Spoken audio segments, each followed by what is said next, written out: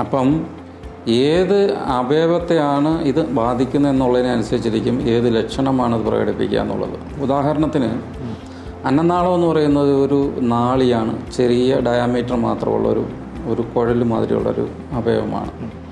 അതിനകത്തൊരു അർബുദം ഉണ്ടാവുകയാണെങ്കിൽ അല്ലെങ്കിൽ ഒരു ഗ്രോത്ത് ഉണ്ടാവുകയാണെന്നുണ്ടെങ്കിൽ രോഗിക്ക് ആഹാരം കഴിക്കുമ്പോൾ ചെറിയ തടസ്സം പോലെ ആയിരിക്കും ആദ്യം അനുഭവപ്പെടുക.